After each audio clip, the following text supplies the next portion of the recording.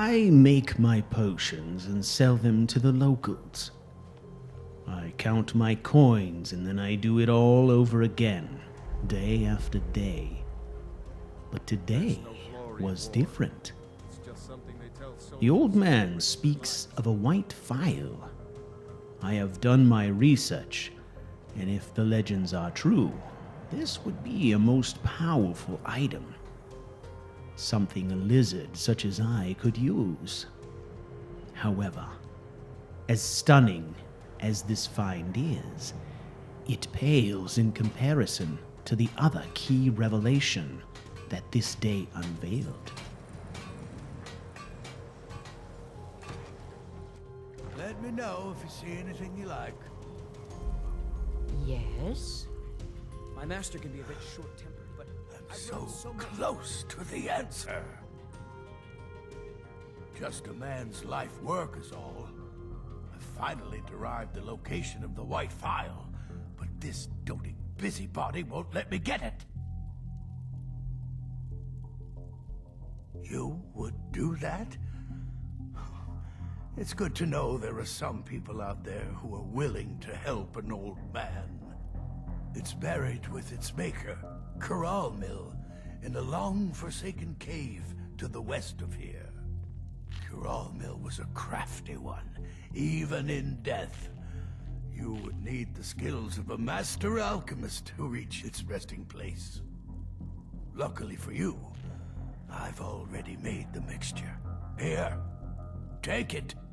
Please, don't dally. I've wasted enough time arguing with my useless assistant here.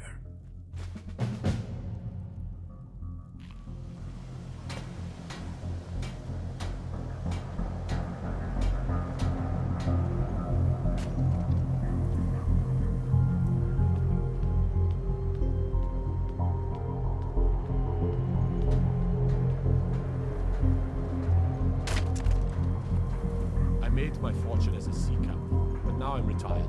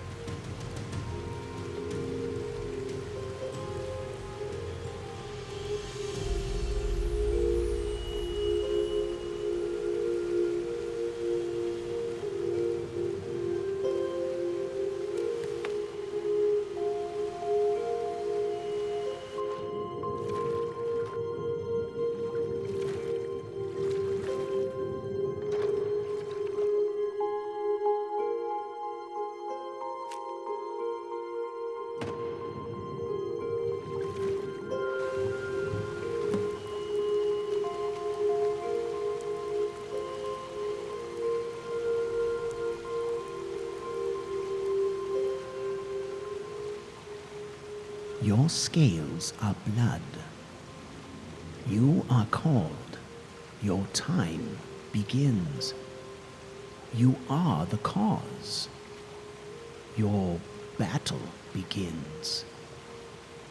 Remember your training. You know the rules. Secrecy in all things. Your dark name is Venin. Your guide is the Prolocutor. Enter the marsh. Pick up the thread. Follow its course. Use the trees. Find your guide. Consume your orders.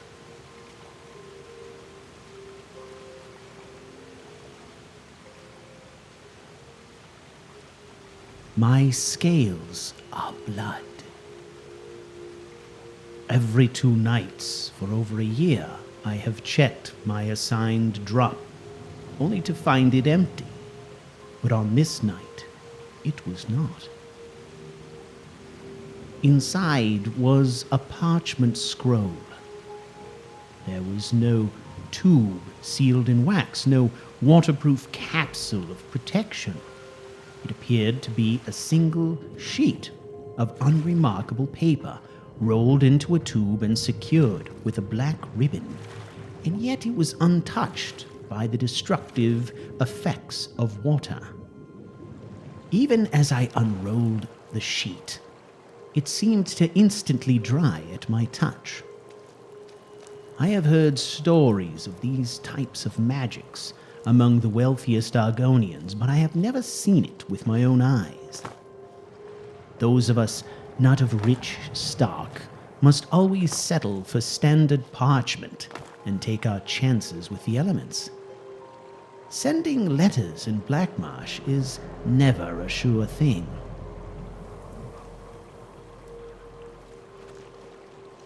I have been waiting for this moment, but blood scales. The highest mission priority is reserved for the most experienced An-Xileel operatives, and yet I draw it on my first calling. What has happened? Is our cause so desperate they would put blood scales in the hands of a novice? I am green as Elemis grass. How could I possibly succeed?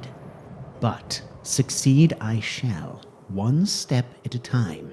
I will follow my orders and remember my training. I will have courage and use my mind as my sharpest weapon. I must not fail. Consume your orders. It seemed a strange parting request, and I question whether it was perhaps a metaphor, but in the end, I crushed the paper into my mouth and began to slowly chew. I do not proclaim to be a connoisseur of parchment, but the sheaf had a distinctly bitter and sour taste that could not have been attributed to standard paper. This sheet had been soaked in something. Whatever it was had penetrated the fibers, and as it slipped down my throat, my mind opened as never before. My connection to the Hist seemed amplified, and I beheld a vision of a place I needed to find. The effect was brief but powerful, and left me with such clarity it was as if I had been there before. I will find this place. This place is the end of the thread I must follow. I will grasp this ominous filament, and my journey shall begin.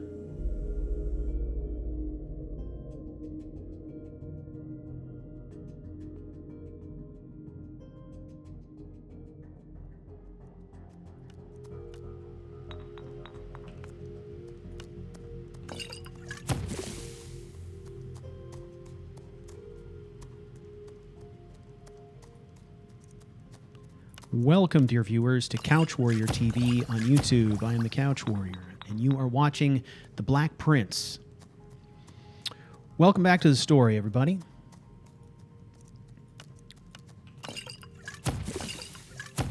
So we've got a journey to go on, and we are busy getting ready for said journey right now.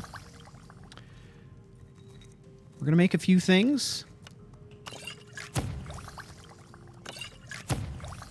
It's going to help us out, obviously, with leveling, but also it's kind of a good way to sort of simulate some preparation. We'll make what we can. Let's make some weakness to poison. What do you say?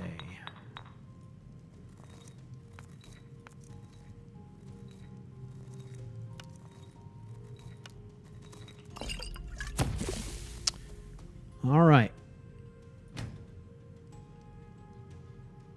So then the question is, what are we going to bring with us? Well, obviously this gear.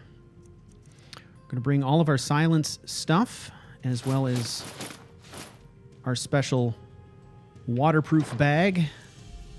And then we are going to bring this ringmail armor, which I have assembled kind of specifically for the purpose of swimming.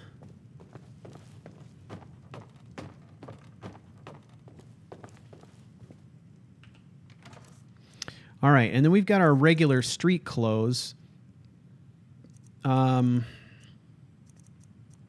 I'm feeling like he probably wouldn't bring these things with. So let's store these away. Okay. Whoops. Let's get that back. All right. So we're going to get our travel clothes on here.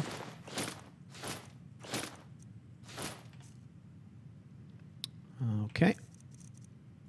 Got our bag. All right, we're going to keep this poncho with us. That will overlay anything that we're wearing. It is kind of good cold weather gear if we need it.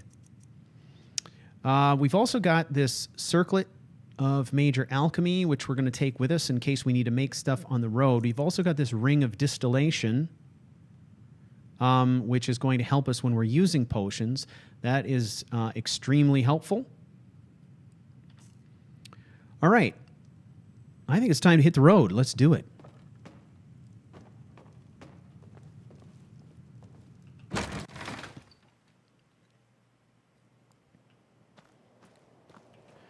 All right, we've got multiple objectives here. The first one is that we have kicked off Argonian? the White Phile quest, and then also Okan has been activated now. So he is essentially the equivalent of a sleeper agent based in Skyrim.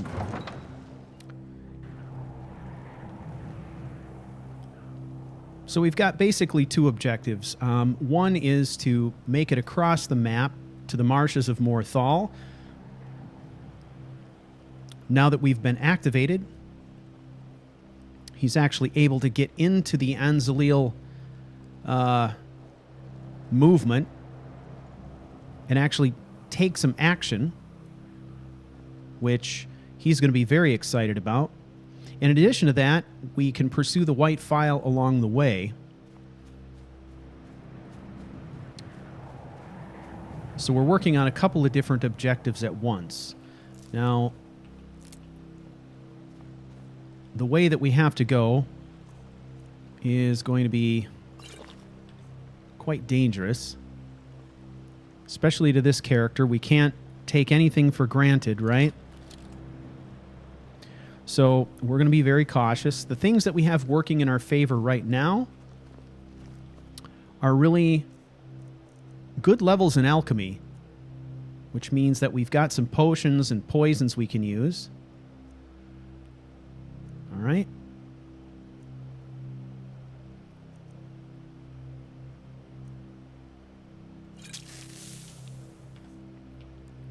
And stealth. Stealth is our other primary skill, primary attribute. Okay? That's going to be changing over time, of course, as we go up in level. Right now, we can't take anything for granted. Even wolves predators along the trail could be a real problem for us. So we're going to be traveling in stealth mode, probably taking our time, spending some time off the main trails, so forth.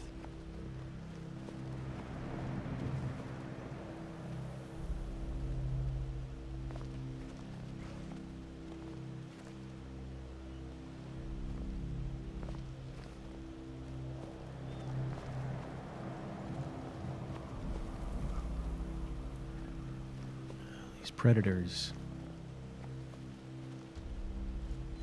Gotta keep an eye on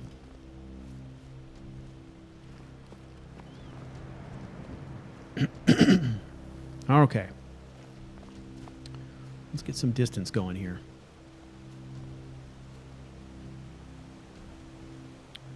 So we probably won't be able to stay off the roads exclusively, but when possible, when we're able to do so, we will. Now, the way that I'm kind of role-playing this is basically saying that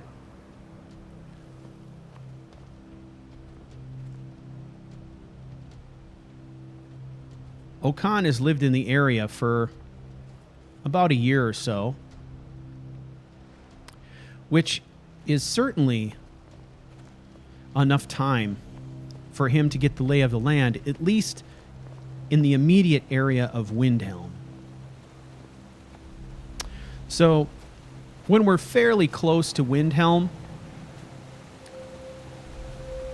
he'll be more likely to stray from the road and do a lot of exploring in the forest and stuff like that because he knows the area and he's fairly confident of that. But as we get further afield, we'll probably refrain from that. As he, to kind of simulate him gradually getting the lay of the land, so...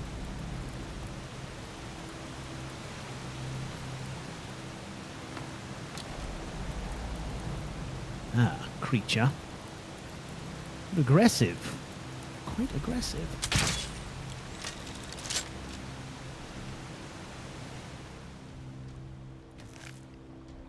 We will take what we can. Do not wish to linger, however. Where is my boat? Let me see it. Let's do some fishing Argonian style, shall we? Got it.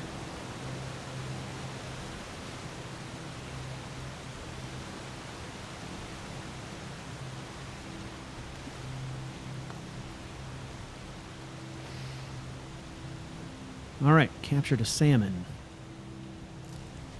Fishing with his bare hands. That seems like something an Argonian would do.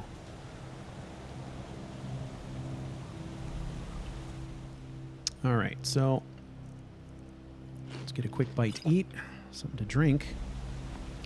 Then I imagine while we're here, it might make sense for us to fill up our water flask as well. I'm sure we've got some empty ones here. Yes, we do. All right, so he's pretty excited right now because he's essentially been activated. He spent a year as kind of a sleeper agent, getting himself embedded in the community, getting to know who the players are, learning a bit more about Skyrim and especially the area surrounding Windhelm. And then, of course, constantly wondering when something was going to happen. Now it has finally happened. A note was slipped to him in a special drop box, but it wasn't just any note. It was a note that gave him instructions. We don't know who the sender was. But at the same time, it was a note that was designed to impart an effect. In that the note itself had been soaked in some kind of substance.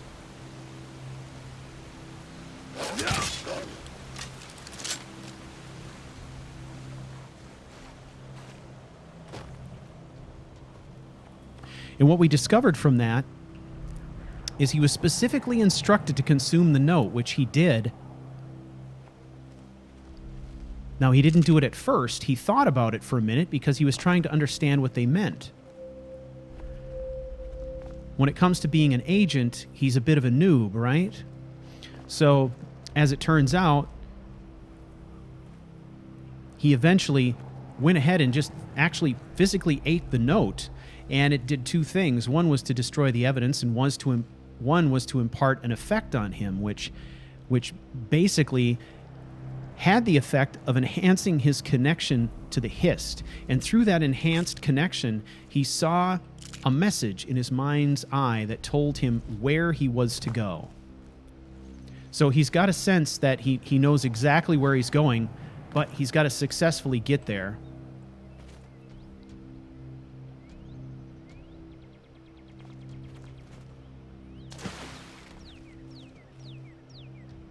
And it's kind of a long way.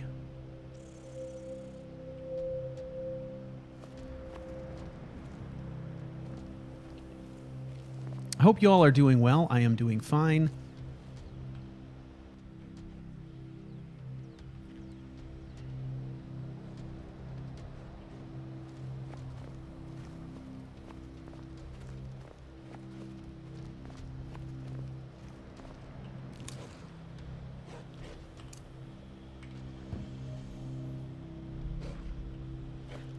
Okay, we got to be super careful here. Just going to pause in the discussion here a bit while I make sure I'm being very careful. I think the threats here are more extreme than ever. I've implemented some mods here that I think are going to enhance the story. You're going to have the overall effect of making Skyrim much more deadly. One of those is Sky Toxin, the mod Sky Toxins. Basically, it makes poison and poison effects much more devastating, and it also causes some beneficial potions to also have negative side effects, which I figure is probably a good trade-off.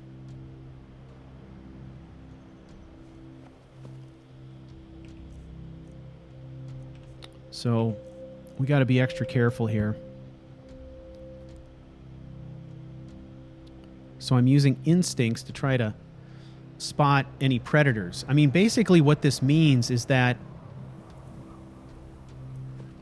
something as simple as a spider bite is going to be much more deadly now. Now, obviously, we have the trade-off that our poisons are going to be much more effective at killing and disabling our opponents, but the trade-off is that poison effects are devastating. And that includes us. And there's no guarantee either that unless we make it ourselves, that certain health potions couldn't kill us as well. So just got to be careful. Okay, let's run for cover.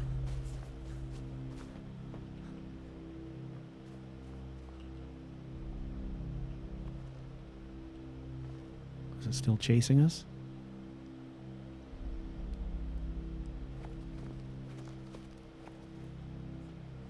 Yep.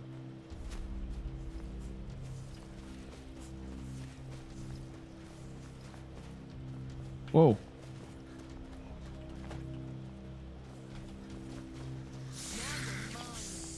Okay. I'm gonna drop that thing off there. Haul ass out of there. Let them fight that ice wraith.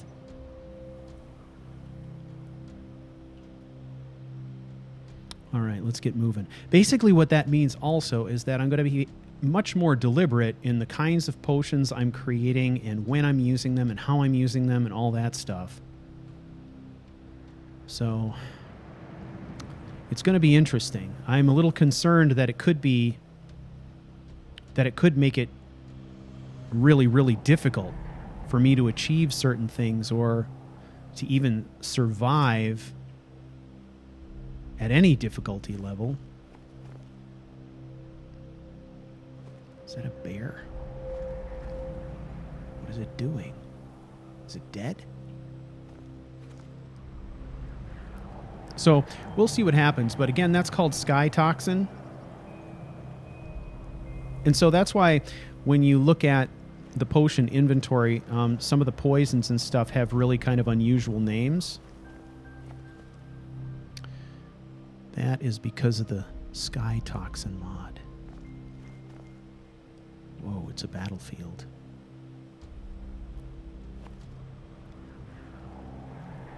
Yeah, and that bear looks dead, but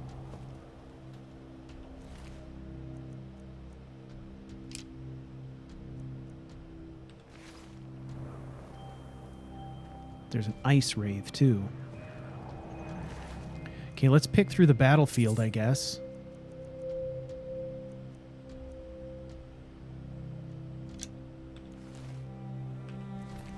We can take the arrows. They don't weigh too much.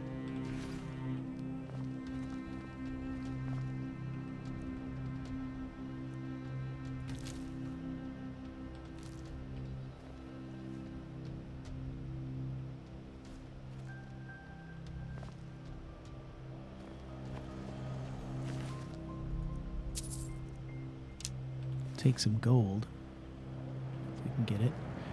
So I'm guessing that maybe a couple ice wraiths teamed up on that bear and managed to kill it somehow.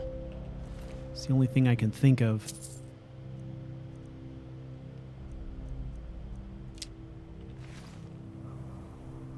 Man, this is a mess. So at this point, according to the note that we got, we are traveling to Morthal for the purpose of meeting an individual that sounds like he or she is going to be our handler. So if you think about this character as kind of a sleeper agent, or kind of a secret agent type, we've got somebody who's going to be our handler, and basically that is a person whose responsibility it is to set us on the right path, get us into the missions we need to get into in order to achieve whatever the aims of the An-Xileel are. And there's a lot that we don't know right now.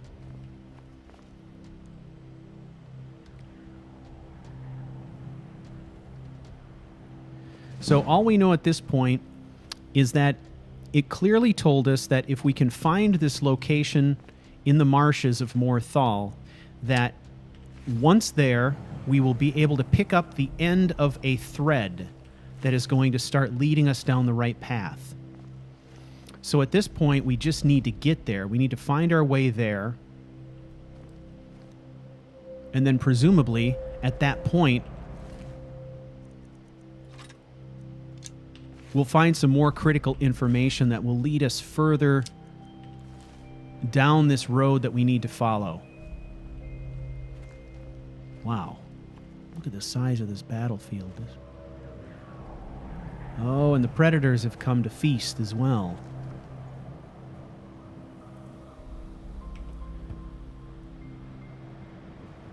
Holy crap. And of course, Skyrim is very much a province at war with itself.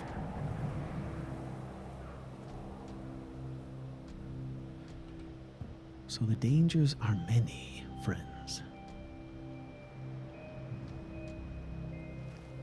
Okay, I would really love if we could avoid some of these predators, including that ice wraith.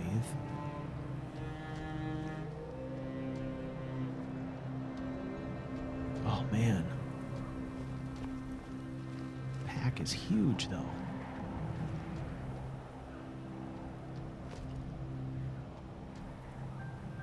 Okay, we're going to divert further north. We'll get up into these trees here and see if we can get around that wolf pack.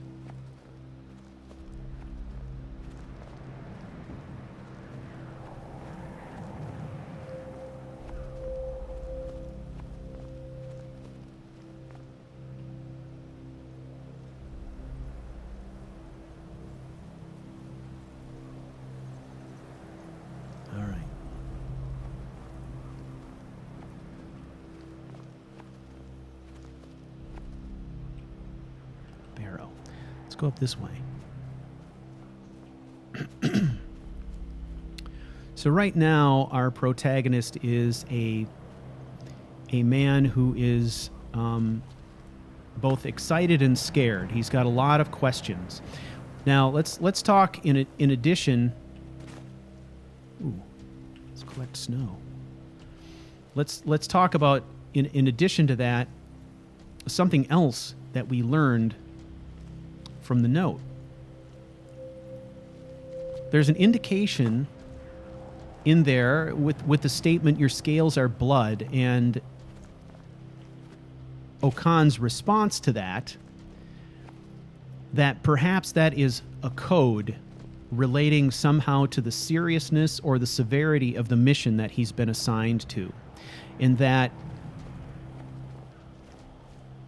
blood scales are associated with difficult or high priority important missions. And he seemed to have some misgivings about that, like why are they sending the new guy on a blood scale mission? That doesn't make any sense, right?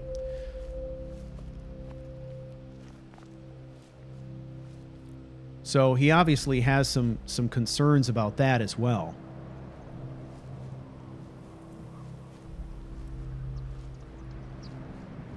And we'll likely find out a bit more about that as we go forward. Okay.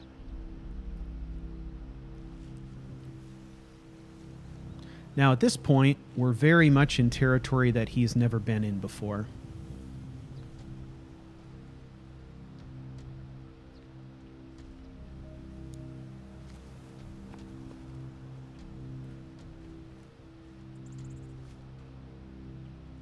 So we really want to stay alive.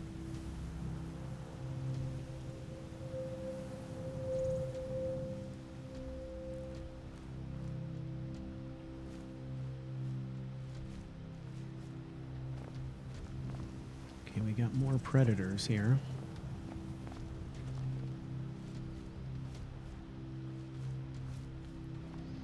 We're going to get up over the top of this ridge, hopefully. We can make our way in more of a northerly direction up over these rocks.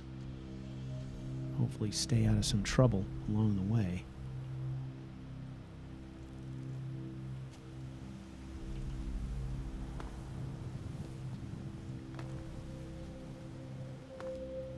So the format of this, we talked about it a little bit last time.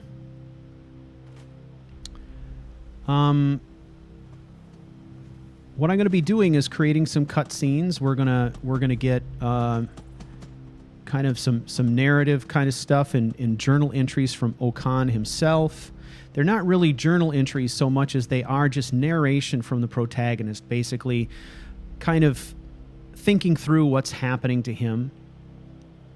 And those pieces of narrative are going to be kind of important because in some ways that plus dialogue with other characters are going to be the ways that you, the viewer, are going to get some insights into his personality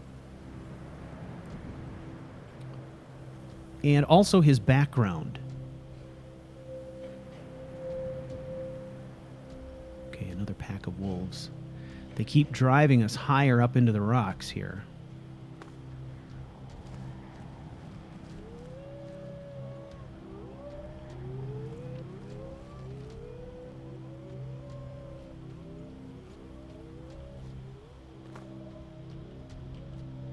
Quite the howl fest going on there. Okay. All right, let's slide down the rock face here. There we go. So at early levels, I think, a lot of what we're going to be doing here is we're going to be imparting some knowledge on everybody regarding the trajectory of the story.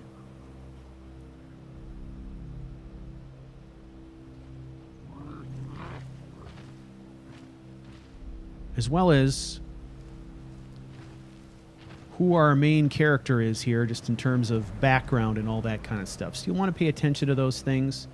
When I can, I will try to put the written pieces in the description. All right?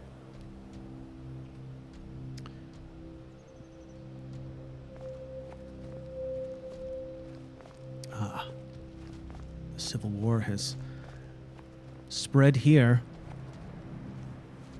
Now, he's been pretty insulated from the Civil War to this point because he has been living in the seat of Stormcloak power, which, of course, is Windhelm, right?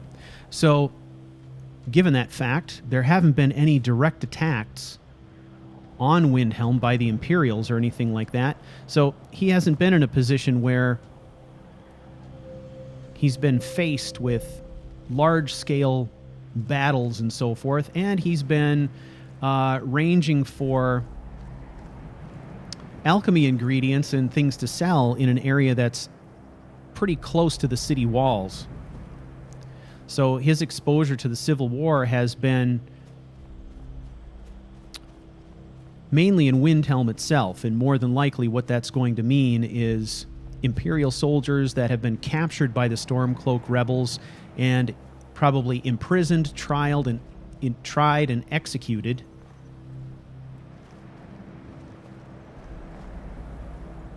In Windhelm. So we saw when he was leaving Windhelm, there were some indications that, on the city walls, that execution of Imperial soldiers was a pretty common occurrence. There were bodies in cages and so forth, individuals who looked like they had been tortured, executed, and so forth. A fire. Just carefully investigate.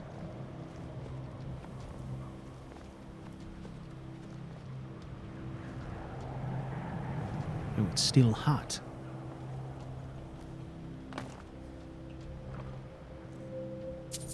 God, what took place here?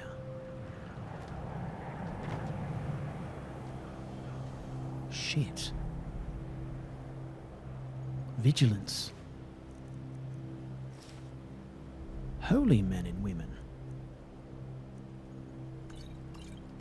Well, you do not need these, my friend. I shall take them. Safe.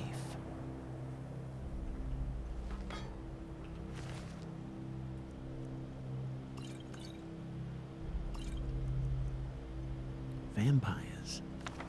Indeed. Gods, what is it? We'll take a sample.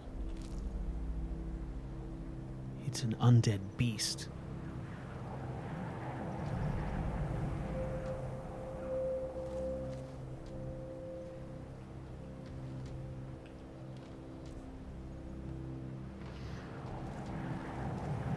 They are vampires.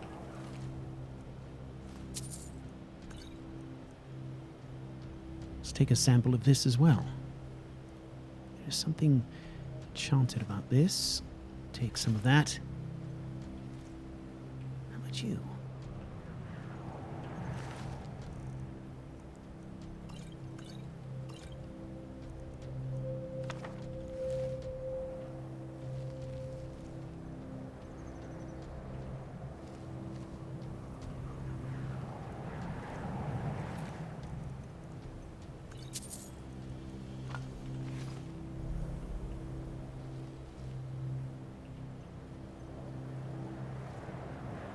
Okan is definitely not above picking through a battlefield and recovering whatever he can from the scene. We've seen that already, obviously. What I would say about Okan is that he's an idealist. He would not be involved in the An-Xileel movement if he were not. But he's also a pragmatist. which is to say that he's a practical individual who will take advantage of whatever situation he can to further his aims. And that's going to be actually very important for this character. Because when you consider it, there's going to be a significant amount of time when we're going to be at a pretty incredible disadvantage if we get into full-on combat situations. If we can maintain stealth, if we can maintain the element of surprise, and we can use our poisons to great effect and our crossbow to great effect, we're going to be able to stay alive and maintain the upper hand.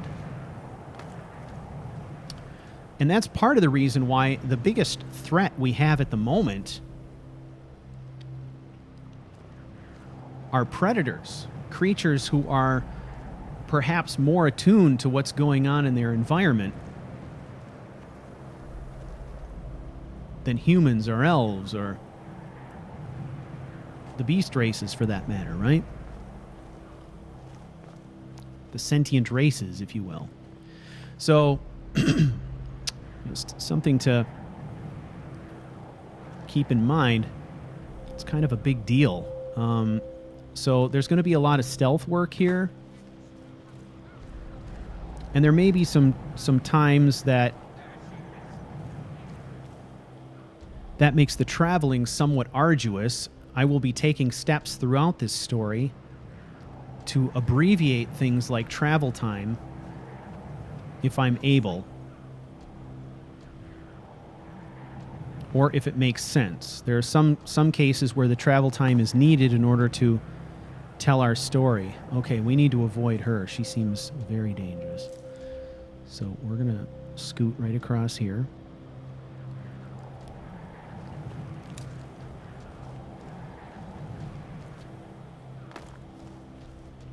What is this? More dead vigilance. Ah, potion recipe.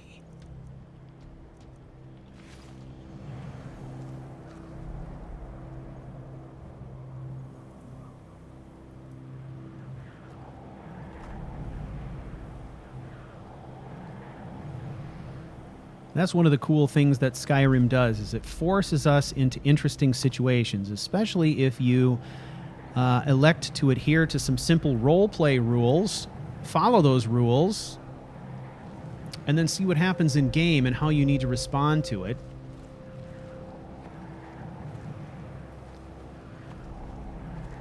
And that's kind of what we're doing here, right? This is a slow way to travel, but we are indeed following the road, and we happen to be staying out of trouble for the most part, which is kind of amazing because there's a lot of trouble along this road, including right here. Looks like some bandits have attacked some travelers, so we're going to avoid them.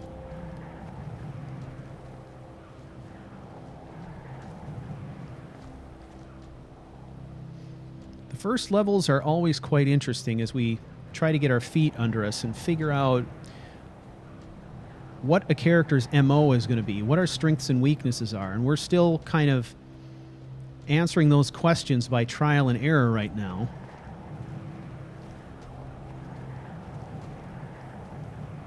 So, for example, with some characters, the natural inclination might be to attack those bandits, just straight up attack them. However, firstly,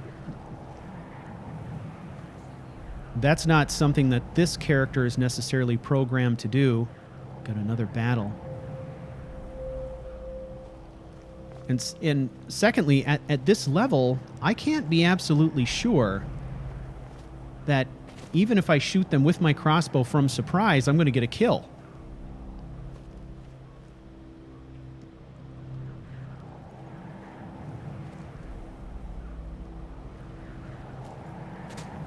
And that degree of uncertainty is sort of problematic, if you think about it. Oh, this is interesting. All right, let's stay out of sight. What time is it here? All right. 2 o'clock in the afternoon. Based on the knowledge we acquired from our interaction through the Hist, oh, the battle is spreading here. Best move now. The marsh that we need to enter is across the road, and we need to get across the road safely.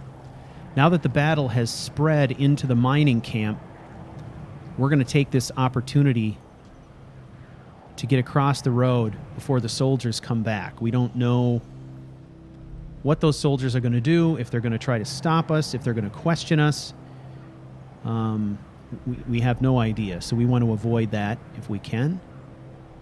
So we need to make our way through, get into the marsh.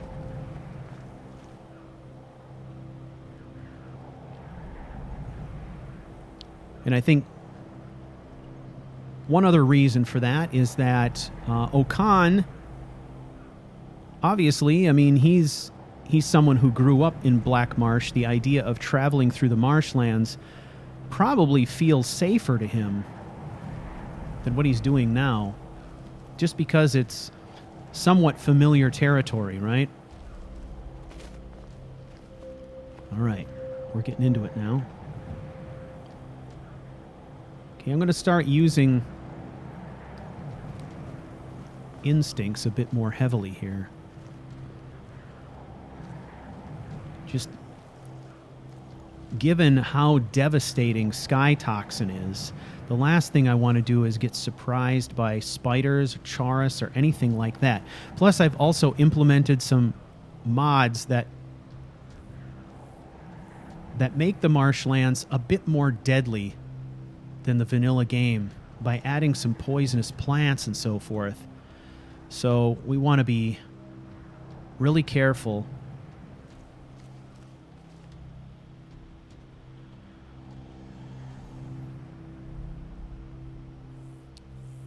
I think part of that is paying attention to the other creatures in the ecosystem, watching what they do, observing their reactions.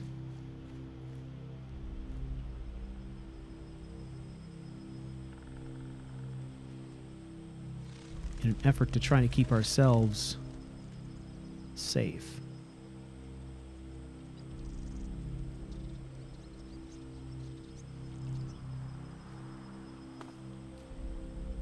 Finding these little overwatch points too, I think, is a good idea.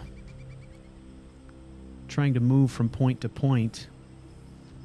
Now the good news is that, in this area also, though, we have plants and items that we can actually use to great benefit to make potions and poisons of our own. So this is also a good opportunity to harvest ingredients. So we're going to try to pay attention to that as well.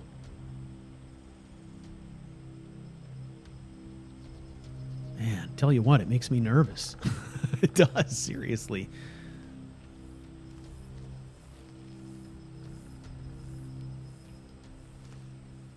With the grass as tall and as thick as it is, it's really gets to be a bit scary. So it's when we get down by the water that things get particularly dangerous. Okay, here we go. I'm going to quick save here just in case I don't successfully pull this off.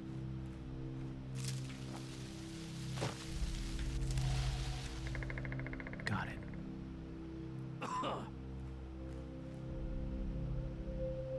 Now look at that. That poison bloom didn't even burst.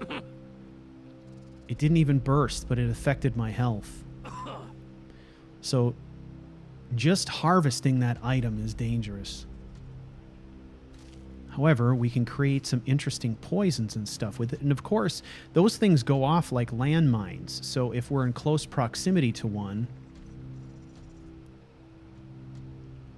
and it bursts, we're in trouble.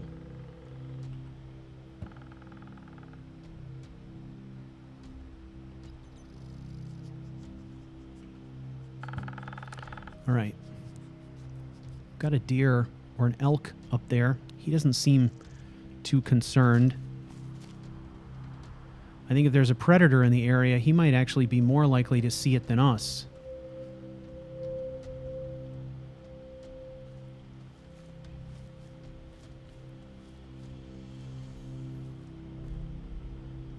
Okay, my health still hasn't recovered from picking that one plant. The good news is that they're considerable size, so it's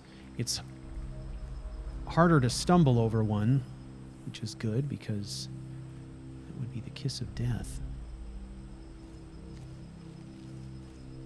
Here we go. We got some death bell though.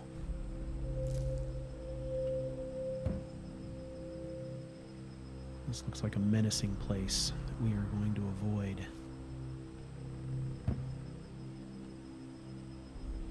Now remember, we're traveling right now we're navigating based on a mental impression that he's gotten through a connection with something or someone through the power of the Hist. Now with this character, he was born and raised in Black Marsh, and connection with the Hist is something that he's very familiar with. However, there was something in that paper that he ate that enhanced that. Enhanced it in some way that we're still trying to figure out.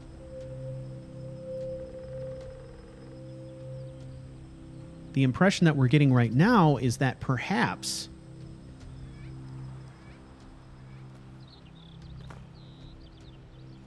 that note could have been somehow preloaded with an enchantment that allowed him to communicate directly with someone else through the Hist network, so that he was actually able to either see through someone else's eyes or to witness someone else's memories, because he also said that he had the distinct impression that not only was he seeing the location, but that he had been there before, even though he hasn't been to this part of Skyrim ever. So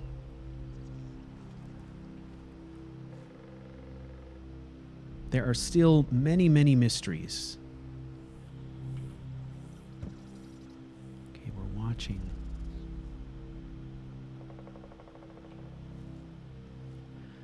I think what I'm mainly concerned with right now are spiders. Spiders and Chaurus, because they're going to be really hard to see in this mess. And they're going to be very deadly.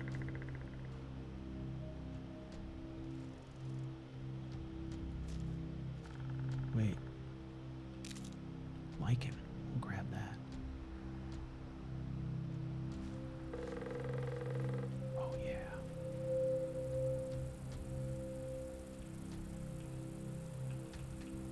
Get even closer. Gotcha.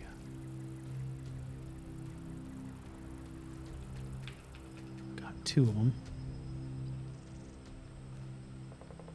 All right, let's check again.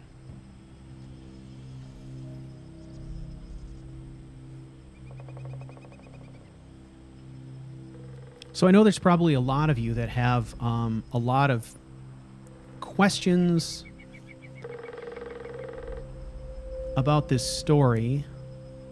I've gotten some of the more obvious questions already, which are good ones to ask, like how often am I publishing? And we've talked about that a little bit. But there are aspects of the story that I'm not interested in revealing. Not yet. Just because it is a story after all, and I would like to save some surprises for you as reveals. So, okay, spiders. Whoa, whoa, whoa, whoa, whoa.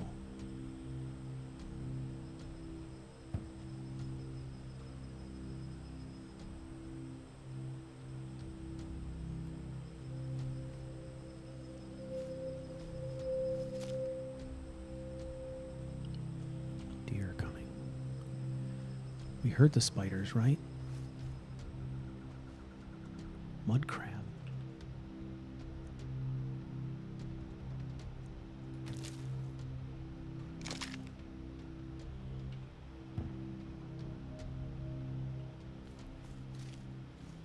Frostbite spider. Okay. So I'm probably not going to answer questions, pertaining to, the specific quest lines that I plan on pursuing and stuff like that. We're definitely going to have a lot of time to get into that later. So for now, I'm going to let that one lie, just because part of the fun of a story is me holding back some things and revealing them to you over time. So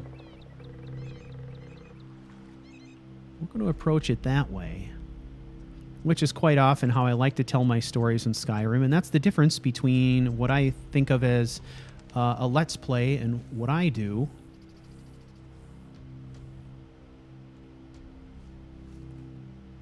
Okay. Good grief.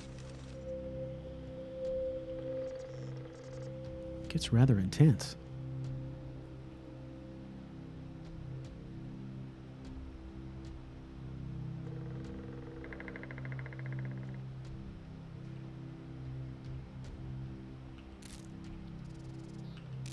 Let's take this lichen. We've not been in an environment where we've been able to gather some of these things. So we're going to be snapping up a few samples along the way and then doing a bit of analysis later on. Okay, let's be careful here. We don't know who's in control of that fortress. All right.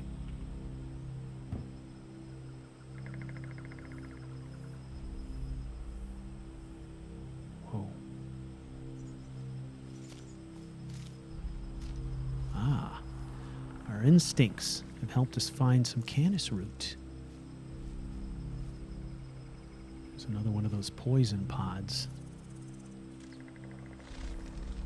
Aha.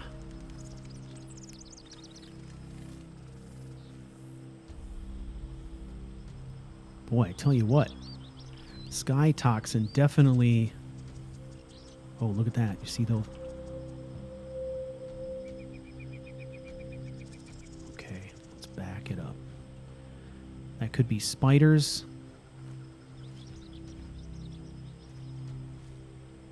Okay, we've got a big poison pod there. We gotta change our route completely. Concerned that there's spiders over there. If there are,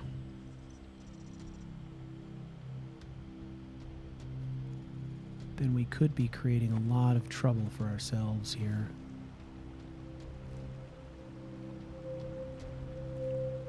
Okay.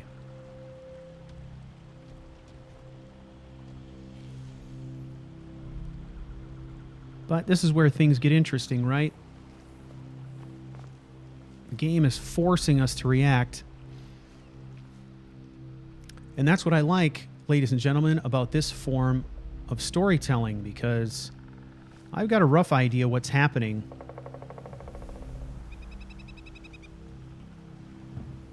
Just in terms of the story. Something has a bead on us.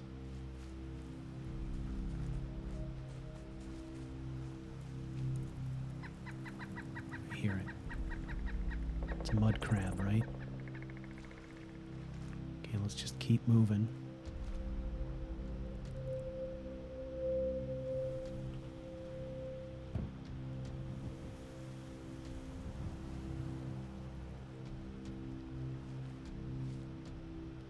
So this is one of those cool deals, right, where I know how the story starts. I've got some ideas about how it might end, but I have no idea what's going to happen in between. And that is cool. That's how I like it. because it actually preserves some mystery for me, too.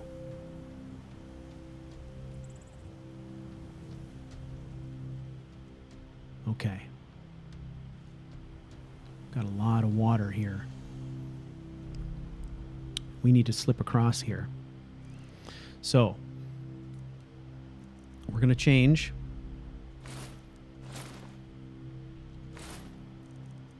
Okay. Going to roll up some stuff. Put it in our sack here.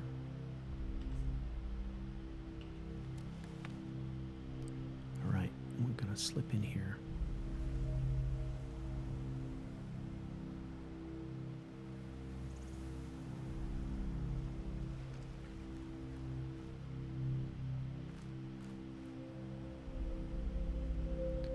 So that's why I think this is a pretty unique way of telling a story, and it's been really interesting and gratifying to see more and more people telling stories like this in this way. Because not only do you have some mystery in the middle and you get to respond how you like, but you get to craft the story as you go, and you also get to react to your audience, which is completely different, right? Most of the time, an author creates a story, and we experience that story as they intended it. There's no input. There's basically us giving a review after the fact. Did we like it? Did we not like it? No input along the way. Nothing that we can say that impacts the tale in any significant way.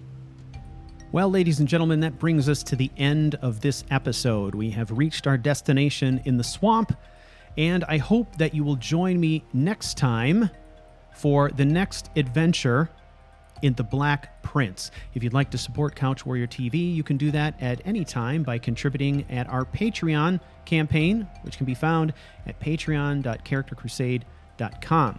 There's also a lot of other stuff available, podcasts and videos. You can find everything archived and referenced, as well as where you can contact me in social media by going to charactercrusade.com. Thank you all, and I will see you next time.